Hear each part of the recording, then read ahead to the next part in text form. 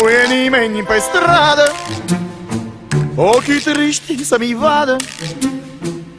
Nu e nimeni pe stradă să mă vadă cum plâng. Doar un Gabor de seară ce-a venit ca să-mi ceară să-și aprind o țigară.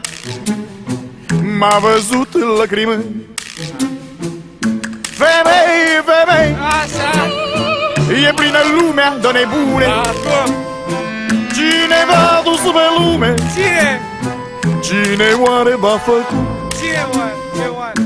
Femei, femei, e plină lumea de nebune. Cine v-a adus pe lume? Cine oare v-a făcut? Eu. Și acel Gabor de seară Gabor. ce-a venit ca să-mi ceară a zis râzând către mine. Gabor a zis: băi, decât să fie rău, mai bine să fie bine. Femei, femei, Ia zi-mă ce. e plină lumea de nebune. Ei, nu mai sunezi așa. Cine v-a adus pe lume? Hai mă, e serios acum. Cine oare v-a făcut? Aha. Bărbați, bărbați, Aici. e plină lumea de pansați, de supărați și de încordați. Ia vezi, alo. Nu știți decât să vă îmbătați. Ia stai să te prind o dată pe ea să vezi tu care e treaba.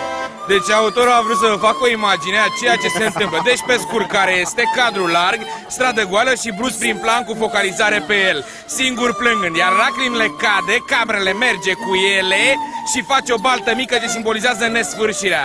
Apoi amorse pe Mărgineanu, care se transformă în plan întreg, și după asta în plan american pe Gaborule care n-are foc. Aici apare flashback în sepia cu Mărgineanu care și-aduce aminte că are un foc.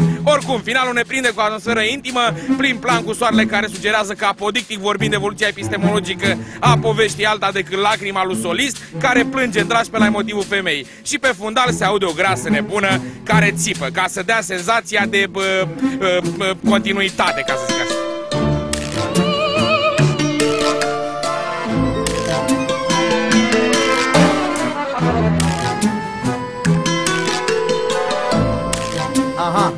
Bărbați, bărbați, e plină lumea de pansați, de supărați și de încordați.